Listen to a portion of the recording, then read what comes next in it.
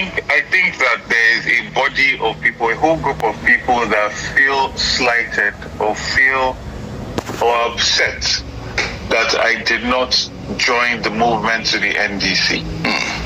And I guess in that, a number of people felt that since I did not join them, that the ADC was going to play me out, or I will not win, or whatever ideas that they might have had. So I guess that in that vacuum, they filled that space, right? And I think that's what it was. And, to correct an impression, in 2022, when I emerged as candidate, a lot of people did not really know about, what we're doing in the Labour Party. Then there was no obedient movement, or the NSAS movement. And we're building slowly. We built slowly. In this regard, there are a lot of people that are happy.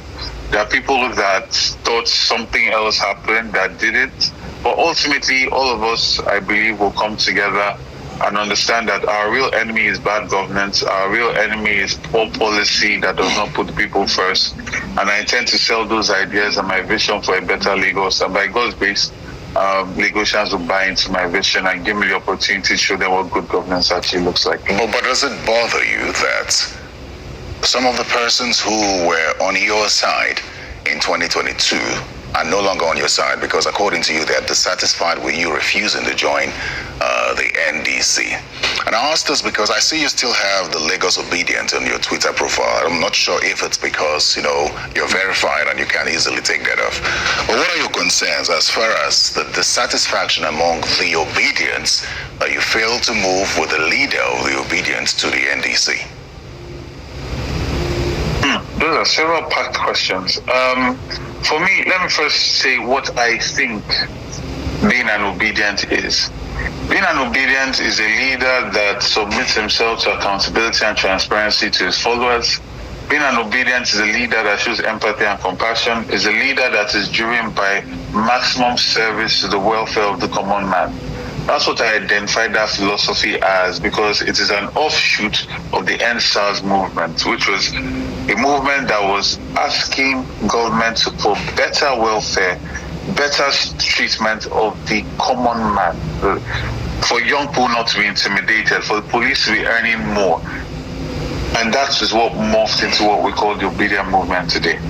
So whether I'm in the NDC or the ADC, I see people that I'm obedient because that is the philosophy that I buy into, and that's the kind of politics that I play and I value.